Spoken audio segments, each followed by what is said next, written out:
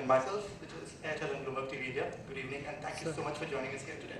A bit of housekeeping rules before we begin. Please feel free to leave your phones on. It's ridiculous to expect people to turn their phones off completely because business happens through the phones. So you might have to take a big decision. But perhaps leave it on silent so that nobody's train of thought is derailed. That's the only request I have from you. So very simple housekeeping rules. We should be discussing or we should be chatting for about 45 to 50 minutes. And one of the few things that we get asked very often is, why do we do this? And it's important that you understand what the agenda or what the philosophy behind doing this. So there are two ways of looking at this. From the literary perspective, I'd like to take George Bernard Shaw when he says, if I have an apple and you have an apple and we exchange each other's apples, we still have one apple apiece. But if I have an idea and you have an idea and we exchange each other's ideas, we have two ideas apiece at the end of the day. And to realize that in a setting like this, for Bloomberg Television India, it's a partly academic exercise.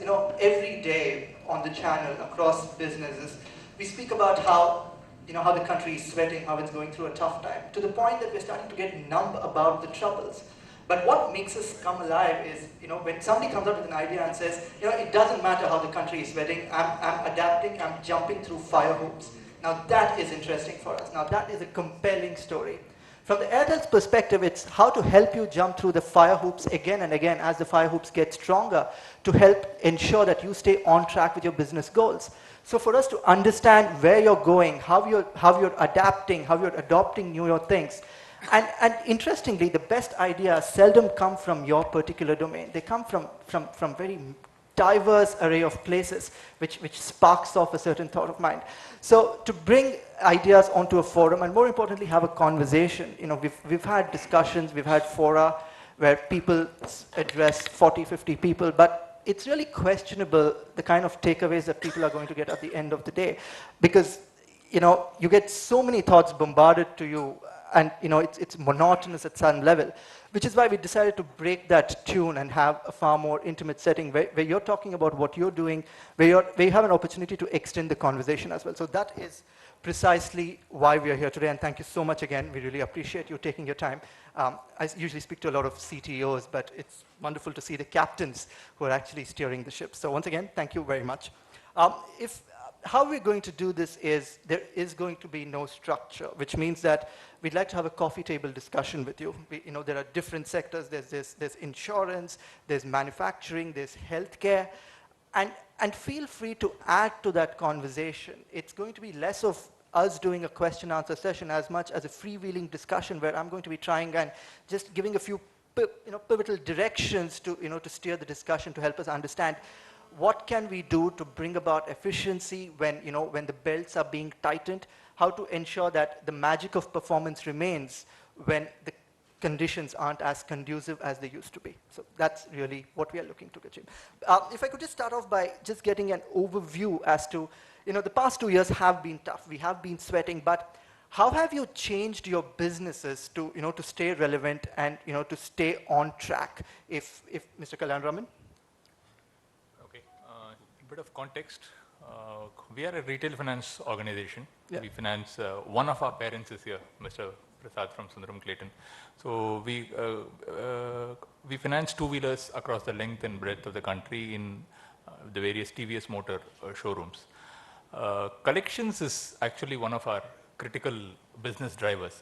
The business is less about soliciting the loan and sourcing the loan than it is about actually getting the repayments on time. Yeah. And not only is this on-time thing, it's about the date of the month when the EMI is due. It is to make sure that within the same month the customer does not flow into a particular bucket. Yeah. So one of the first things we addressed is we started a journey on the mobility space, where about 3.5 years back we implemented handheld devices for receipting. It's a very simple application, very simple thing. Today it's available everywhere, but we started the journey about 3.5 years back, where we piloted with about 50 devices, cut out online receipting and connected it up. Lots of challenges between the server to the network to the last mile understanding.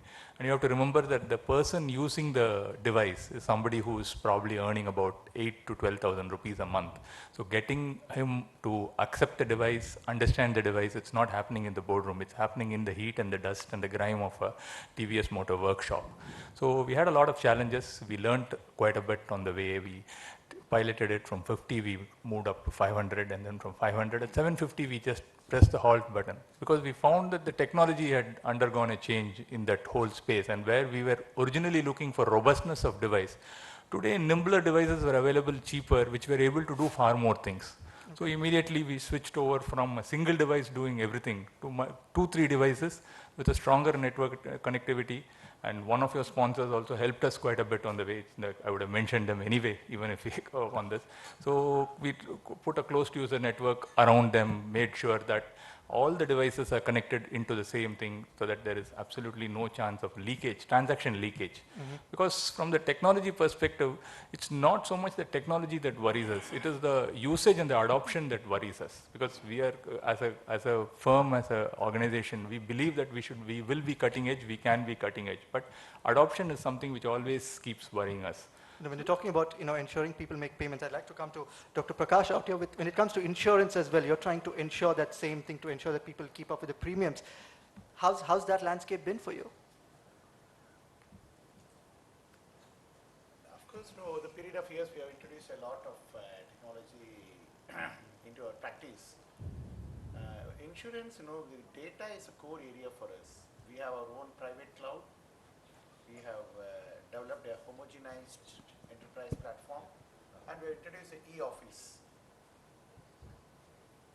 What we understand from the industry, whatever people try to think at the end of 10 years, we want to think well ahead, so that we can involve technology and advances in the right time, so that we catch up with the market. I'd like to come to Dr. Badrinath and Dr. Tarun Sharma. In terms of healthcare, you'd like to assume that something like healthcare is not going to undergo such a sea of change because people still need healthcare irrespective of what the market situation is likely to be. But how has the economic conditions impacted you in whatever way it has, and how have you managed to adapt? I think healthcare is one of the things which has undergone a sea of change, the way it was functioning before and the way it's functioning now. And technology has played a very important role. I think it makes healthcare available to a large section of people now. It makes it also affordable, I should say, and accessible. And so these are very important facts which has brought about a change as far as healthcare is concerned. As far as the expenditure is concerned, I would say there is an expenditure, there's an increased expenditure, but I think we will consider the cost as well as what you get out of it towards it. Okay. Dr. Sharma? Well, you started the question how to stay in the business. These are your opening remarks. And here I would say the interdependence is much more valuable than the dependence, right? And about a couple of years ago, when Dr. Badrinath had an idea, you said something, everything starts with an idea. He had an idea to use healthcare record, which was in the form of a file, a manual file, to translate into electronic version. And the team led by him had a joint hand with TCS and took nearly 5 years or more. And now the product is available commercially.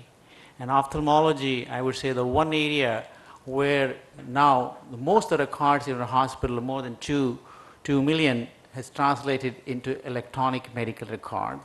And the advantage was not only it saves you in terms of cost, but also in terms of time between relationship and the patient's waiting area. So got both the benefits.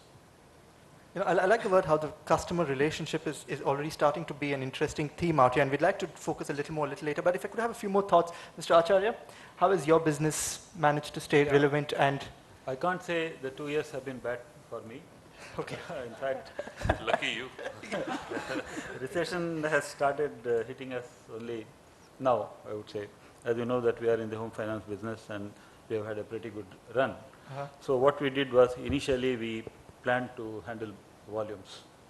So we are pretty much traditional in the way we do our business still. Okay. So we reached out to the customers, we opened more offices. So the more offices, more connectivity. But what we did was that also cut down on cost deployment of people. So we pulled out a lot of processes that were there at the outlying branches. We centralized those functions and we ensured that our people spend more time in meeting the customer, spending time with the customer. Rather go to the customer instead of asking the customer to come to your office. Go to him. Most of the home finance customers who are employed, they are free only after 6:37. And if they have to deal with a home finance company, they can come only on a Saturday or so. But most Saturdays we are also closed. So we ensure that they go to the places. It also helps that you have a very small space in the name of a branch. You conduct most of your transactions outside at the customer's doorsteps and centralizing the functions. So, and also we, like Dr. Sharma said, we have sort of digitized our documents, so no record keeping at the branches. So we brought a lot of economy in our operation, and I would say that that has very comfortably taken us to from 30 branches to 100 branches these 2 years. Do you see branches becoming increasingly irrelevant? No, I would say no. As I said that we believe in going to the customer at his doorsteps. It's necessary that you are present at the place where he is. And secondly, most of the houses under construction, you need to see the progress in construction, which may take about 2 to 3 years. So unless you are present there. And secondly, home finance is a business where you need legal verification, you need technical verification. So you need to have people on the ground. Because it seems like you're trying to make each individual a branch in himself. So yeah, exactly. And the what matters in home finance is not just the interest rate and the amount of finance. It's the turnaround time that you give to the customer. Right. So, Absolutely. Sulekha, I would like to believe is making, reaping the most of the benefits while, everything is getting challenged out there, because you're able to provide a solution at whichever device the person has. How's it been for you? Well, just to explain what Sulekha does is that we serve over 50,000 small businesses across India. And what we do is that mostly service businesses, for example, home service or office related businesses. For example, if you want to get some false ceiling done in your home, you don't know who to call. So we aggregate the consumer demand, and then we allow the consumer to articulate what exactly he wants, and then get businesses to serve the needs of the consumer. So we are sort of an intermediary function we play.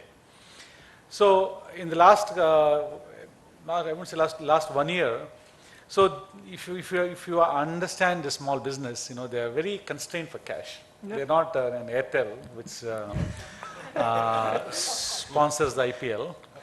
So they are very small businesses. His individual left pocket is not distinguished from his business right pocket. Right. So his money.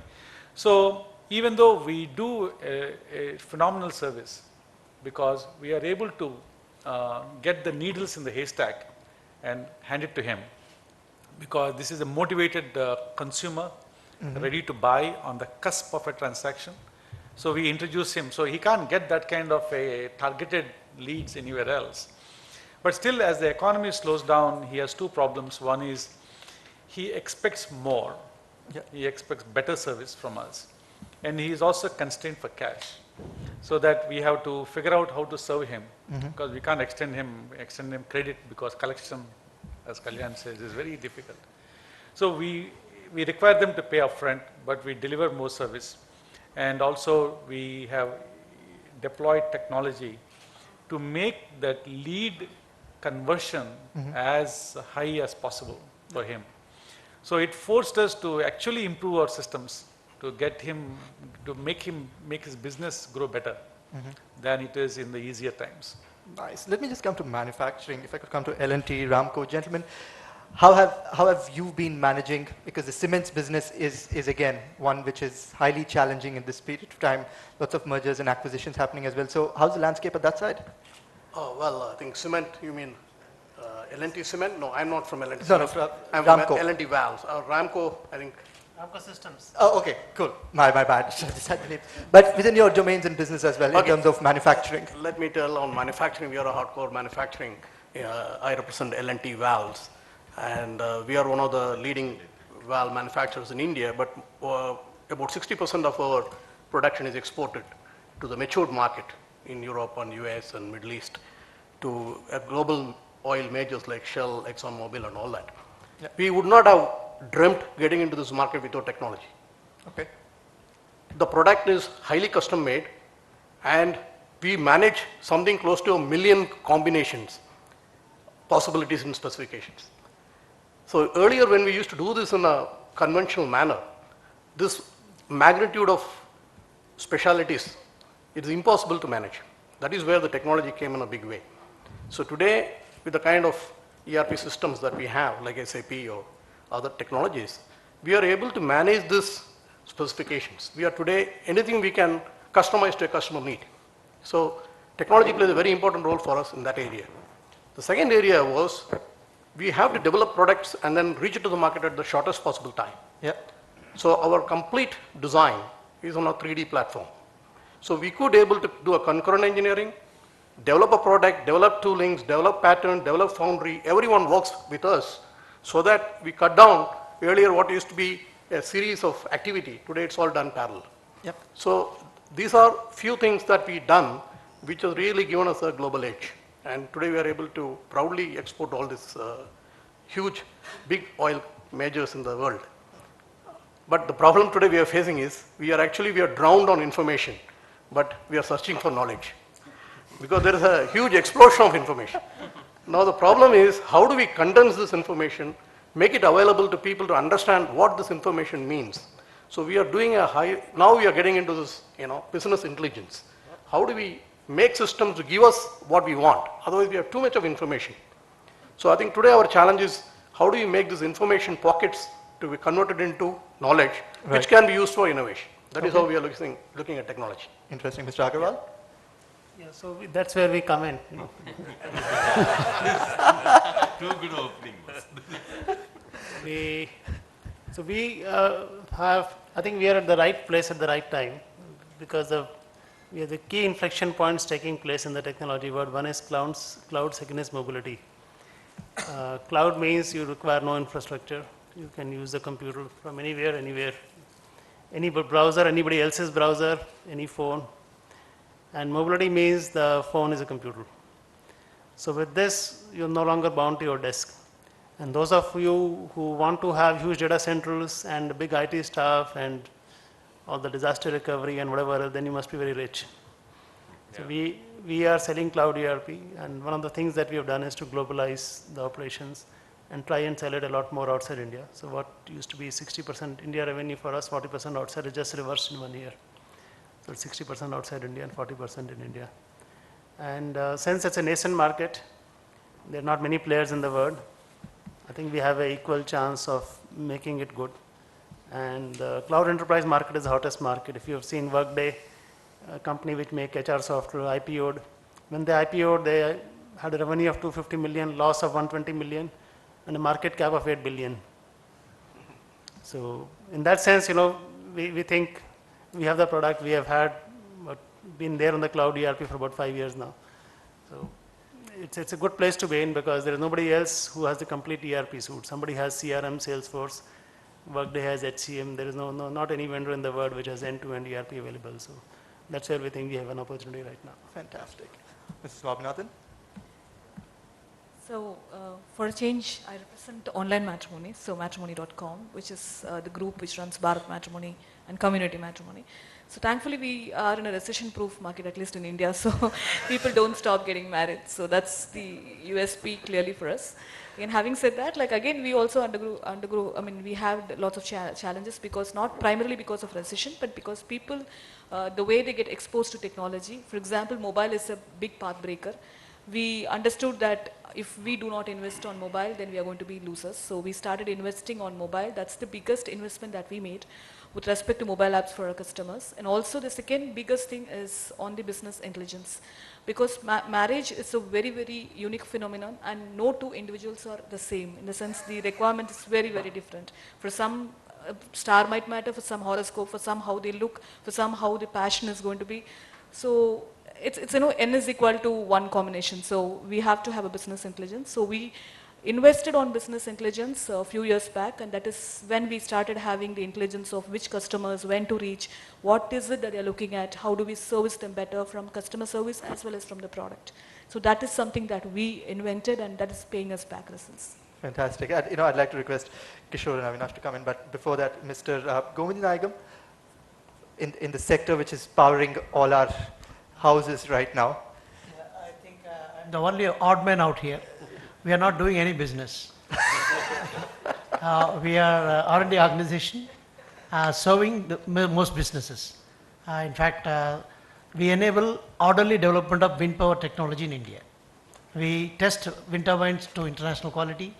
We do design evaluation, and we are on our own for the last 10 years by earning through services. Okay. But I've been doubling the external cash flow every year by increasing add-on values, e-procurement, and so many other things. Other than that, I don't have much to say. No, but I'm sure you'll have more to tell us in terms of processes as well. But I'd like to bring in Avinash and Kishore out here. Gentlemen, you've been looking at South, from a bird's eye perspective of things. How have, businesses out here adapting themselves? How have they been tightening belts? What are the kind of solutions that they're exploring to stay relevant and, of course, to ensure that, the profits are still visible and green? Sure. So actually, it won't be wrong to say that what we see around South as a territory, there's a fair representation in this room currently. Because I see a finance company sharing a collection challenge, a large insurance company talking about a virtual office, a healthcare organization looking at maybe digitizing their existing records and putting them on cloud, reaching out to the customer, the patient, in the remote, maybe with the help of telemedicine, talking about, Ramco, incidentally we are also partners and we offer the services together. You see a fair representation of the customer today. You have mix of, and it changes with the vertical one organization belongs to. If you talk about Bangalore, you have IT vertical and typically organizations which are ahead of the learning curve, and they are working for organizations outside the country. And yesterday one of the gentlemen was making a statement that we are from the country which makes, to whom all the organizations from across the world come for IT, right? It's high time we start experiencing it ourselves. And I thought that was very well said by the gentleman. We see the same trend happening. Maybe what you see in US today, we are maybe 5-7 years behind, but we definitely see this trend catching up very, very fast. And as one of the speakers just mentioned, two important things are happening. One is cloud and other is mobility. And incidentally, we're trying to play a role in both the segments. Mobility, as you know, we are the largest operator here, and we offer those services to our customers, be it enterprise side or the retail side. And the cloud is another big area where we're investing currently and trying to come out with the services and the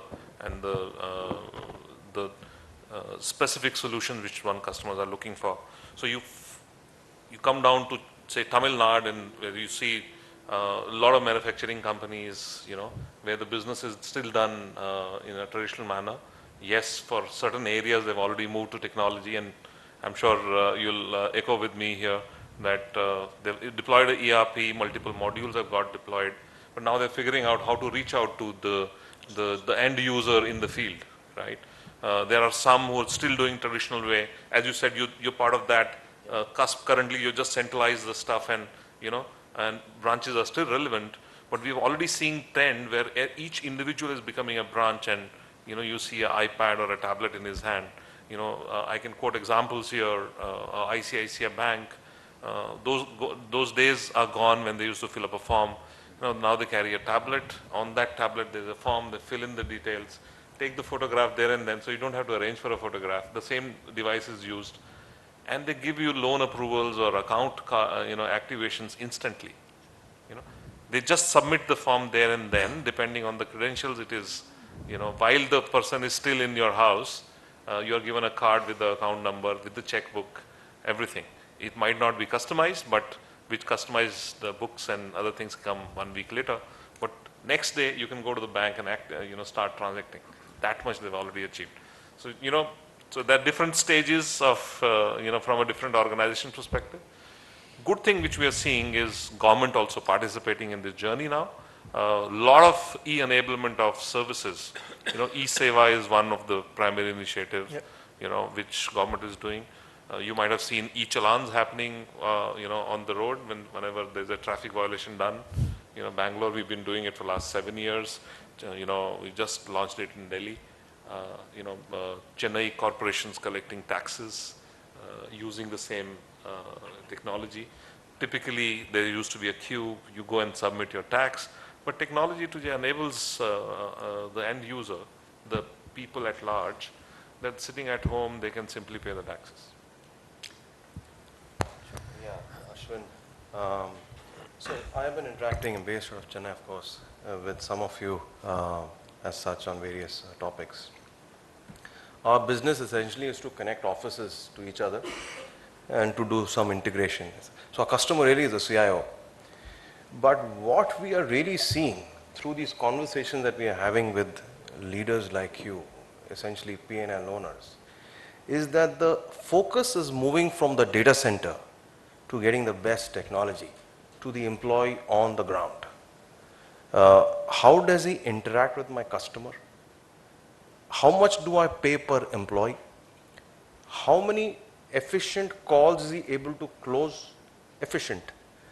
How much sale is he able to achieve, and so on and so forth. Basically, can he achieve within the same number of hours a higher number of transactions effectively, efficiently?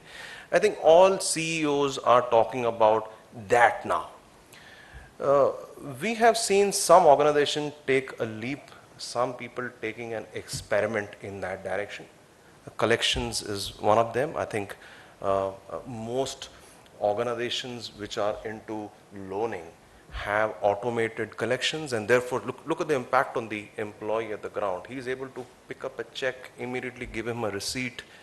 Organization gets to know transaction is done, and the customer, most importantly, has a nice classy experience which is quick, efficient, and so on and so forth, rather than picking up a check, keeping in the pocket, and then realizing where is the document, and so on and so forth. That's one thing that we are seeing, Ashwin, making the employee which is facing the customer more effective. And technology intervention is really beginning to play a far, far larger role there. The second thing what we are hearing from all of you is that somehow, and by and large, except recession-free businesses, of course, unfortunately only get married once in this country as of now. But all the best for. They may promote more marriages. What is also happening that the pie seems to be shrinking, and one of the key aspect that the customer is looking for, value. Within the same price, can you give me a bit more? A little bit more. Can you give me a bit more? Of course, speed is one aspect, productivity, and the other is value. So there's a key aspect to lower your costs, improve your capability to offer a slightly better price to your customer,